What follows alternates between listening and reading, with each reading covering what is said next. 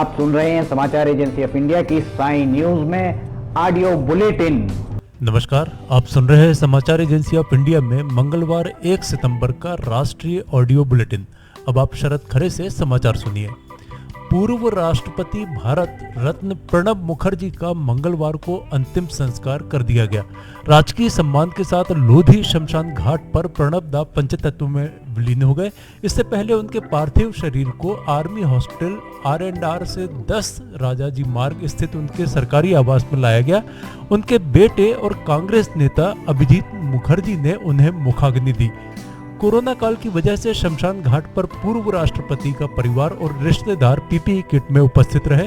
प्रणब मुखर्जी के बेटे अभिजीत मुखर्जी का इस मौके पर दर्द छलक गया।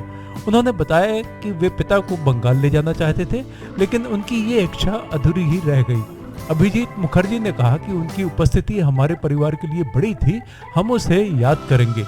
उनका कहना है कि कोरोना उनकी मौत का मुख्य कारण नहीं था, बल्कि उनकी ब्रेन सर्जरी से उनकी सेहत पर गहरा असर पड़ा। उन्होंने कहा कि हम उन्हें पश्चिम बंगाल ले जाना चाहते थे, लेकिन कोरोना वायरस के चलते प्रतिबंधों के कारण हम ऐसा नहीं कर पाए, जिसका हमें मलाल रहेगा। अभिजीत ने कहा कि उनकी योजना पश्चिम बंगाल के जंगीपुर में अपने घर की एक मंजिल को पिता की याद में म्यूजियम और लाइब्रेरी में बदलने की है। उन्होंने कहा कि वह चाहेंगे कि सरकार उनके पिता के सम्मान में डाक टिकट जारी करे। अभिजीत मुखर्जी ने कहा कि उनके पिता ने उनसे कहा था कि राजनीति में किसी से बदला लेने से बचना चाहिए। उनका संदेश स्पष्ट था और मैं इसे हमेशा याद रखूंगा। देश के गृह मंत्री अमित शाह ने एम्स से डिस्चार्ज होने के बाद पहली बार अपनी तस्वीर सोशल मीडिया पर डाली है।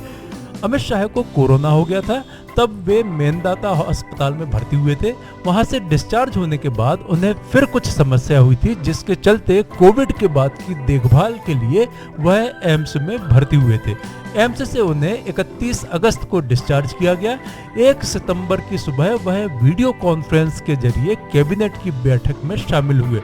प्रधानमंत्री की अध्यक्षता में हुई इस बैठक में दिवंगत पूर्व राष्ट्रपति प्रणब मुखर्जी को श्रद्धांजलि दी गई। अमित शाह ने भी मौन रहकर श्रद्धांजलि देती हुई अपनी तस्वीर ट्विटर पर पोस्ट की।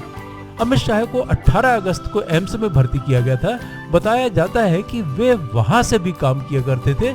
सुबह के वक्त वे फाइलें निपटाया करते थे। अनलॉक 4 में जहां 7 सितंबर से मेट्रो की शुरुआत होने जा रही है, तो रेलवे ने भी ट्रेन की संख्या बढ़ाने का फैसला किया है। रेल मंत्रालय ने कहा है कि और अधिक स्पेशल रेलों पर विचार किया जा रहा है और इसके लिए राज्य सरकारों से सलाह मशवरा जारी है।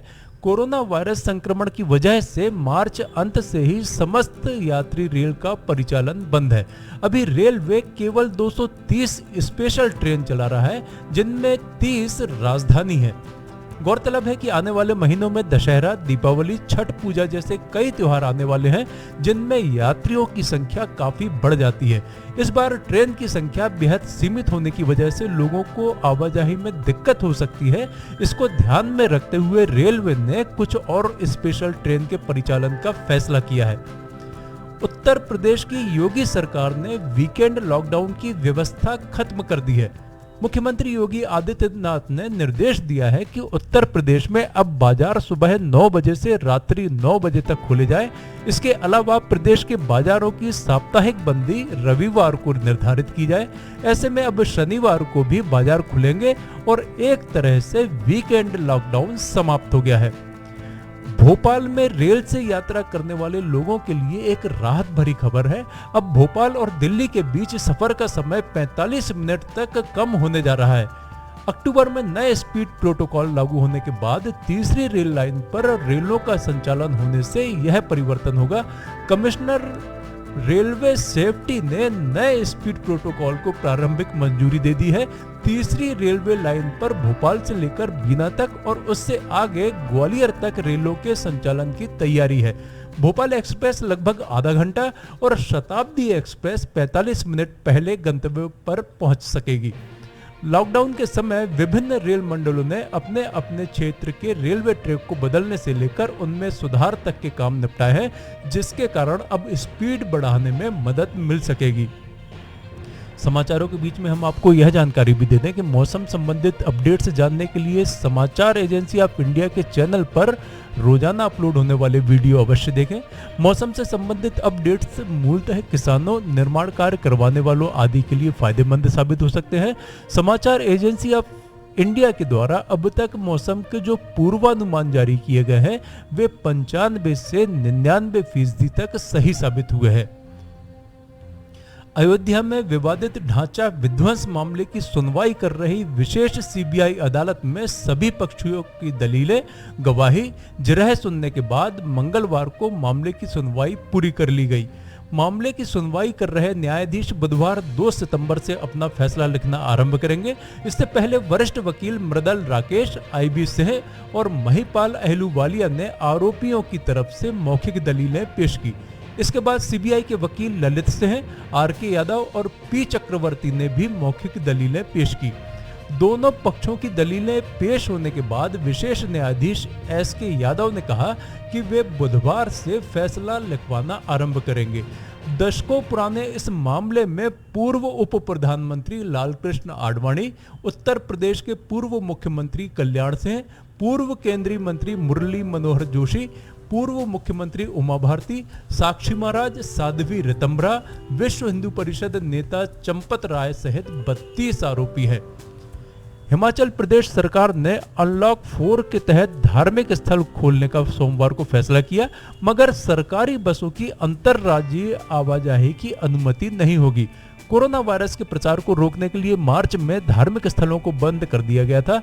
राष्ट्रीय कार्यकारी समिति के 29 अगस्त के निर्देश के बाद कोविड-19 प्रकोप को फैलने से रोकने के लिए लागू की गई पाबंदियां 30 सितंबर तक जारी रहेंगी।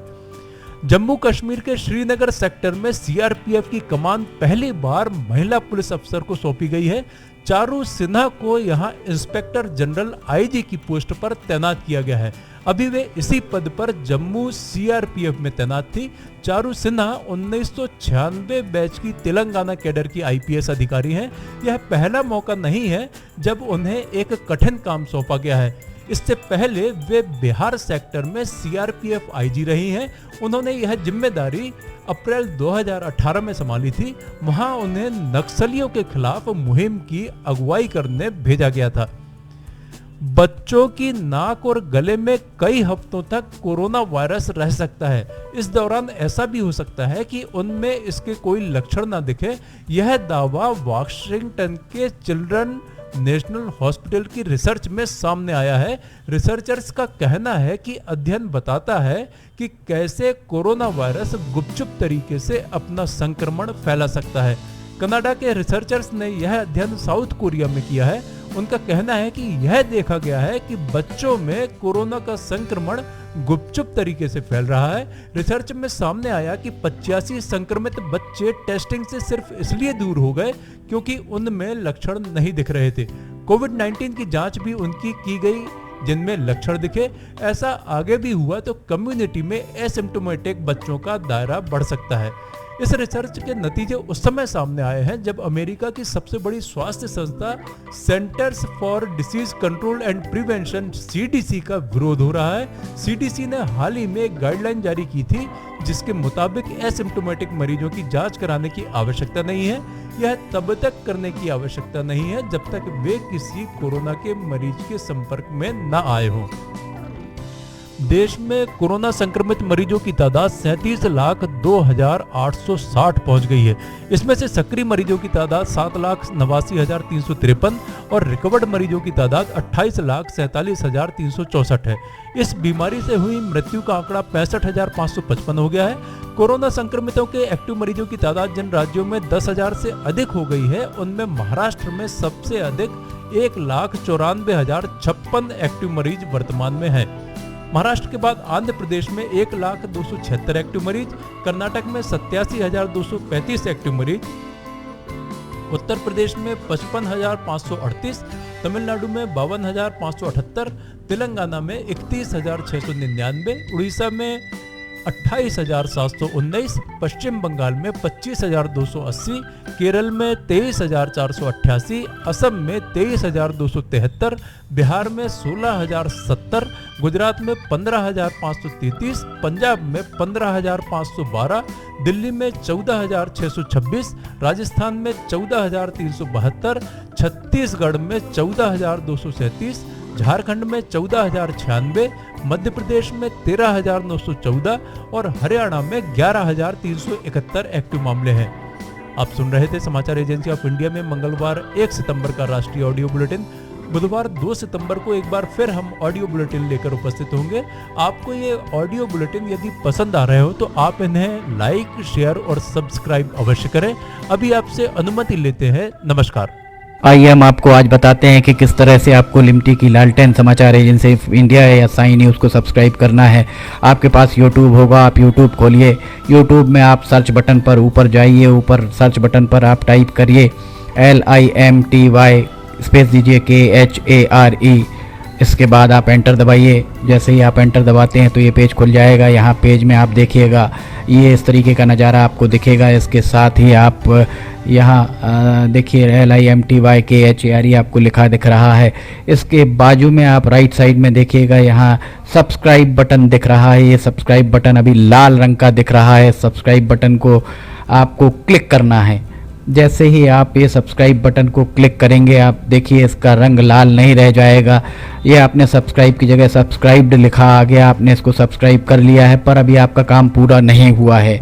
अभी आपको इसके बाजू में आप देखिए एक घंटी का बटन आपको दिख रहा है। ये घंटी का बटन आपको दिख रहा है। ये घंटी का बटन आप इसको अगर घंटी के बटन को प्रेस करेंगे तो 3 ऑप्शन आते हैं, ऑल, पर्सनलाइज्ड और नन। तो इसमें आपको ऑल बटन को पुश करना है। आप जैसे ही आप देखिएगा ये ऑल बटन पुश करते हैं, ये हाईलाइटेड हो जाती है घंटी। इसके बाद जितने भी समाचार एजेंसी ऑफ इंडिया पर वीडियोस डलेंगे सारे के सारे वीडियोस आपको तुरंत दिख जाएंगे, देखने को मिल जाएंगे। ये हम आपको जो दिखा रहे हैं किस तरीके से आपको समाचार एजेंसी ऑफ इंडिया को की चैनल को सब्सक्राइब करना है। ये पर्सनलाइज्ड और उसके बाद सब्सक्राइब बटन दबाइए। लाल के बाद वो लाल रंग नहीं रह जाएगा। इसके बाद आप कर दीजिए घंटी का बटन और घंटी का बटन पुश करके ऑल कर दीजिएगा। अब अगर आप लिमटी खरे पे जाके उसको पुश करते हैं तो आप देखिएगा यहाँ पर होम, वीडियोस, चैनल सब कुछ आपको दिखे। ये वीडियोस अगर आप देखेंगे तो जितने भी नए पुराने वीडियोस हैं वो सारे के सारे वीडियो आपको देखने को मिल जाएंगे। जो भी वीडियो आप देखना चाहें, पुराने से पुराने लगभग 1500 के लगभग वीडियो अभी तक समाचार एजेंसी ऑफ इंडिया के चैनल में डल चुके हैं। अगर आप कोई पुराना वीडियो देखना चाहते हैं तो आप पुराना वीडियो भी देख सकते हैं। और फिलहाल के जो वीडियोस हैं वो आपको अगर आप ऊपर देखेंगे तो ऊपर आपको नए वीडियोस देखने को मिल जाएंगे। जैसे उदाहरण के लिए आप अगर मान लीजिए आपको ये देखना है, कोई भी वीडियो जो आपको देखना है हम आपको दिखाते हैं। एक आपको उदाहरण जैसे बैरूत में ये देखिए यहाँ पर धमाके हुए थे, तो बैरूत के धमाकों को अगर आपको देखना है तो आप उस पर जैसे ही क्लिक करते हैं तो ये देखिए ये खुलेगा। इसके बाद ऐड दिखेगा। ऐड को अगर आप देखिए विज्ञापन आपको दिखते हैं। इन विज्ञापनों को अगर आपको नहीं देखना है तो स्किप ऐड जैसे ही आए तो आप स्किप ऐड कर दीजिए। और उसके बाद फिर वापस जाना है तो ये लिमटी खरेब को आप क्लिक करेंगे तो फिर वापस चले जाएंगे। इसमें अगर हम आपको दिखाते हैं अब प्लेलिस्ट अगर आप देखते हैं तो प्लेलिस्ट में Sai news, video news, cartoons, audio news, Limty की लालटेन, स्पेशल रिपोर्ट्स, सिटीजन रिपोर्टिंग, सब कुछ आपको इसके अंदर मिलता है। एक ही चैनल के अंदर सारी चीज़ें, सारी विशेषताएं इसके अंदर आपको मिलती हैं। होम में जाएंगे तो आपको नए 4-5 वीडियोस में जाएंगे तो पुराने सारे वीडियोस मिल जाएंगे। इस तरह आप समाचार एजेंसी ऑफ इंडिया के चैनल को सब्सक्राइब कर सकते हैं। आपका बहुत बहुत धन्यवाद। आप भी करिए, सभी को कराइए।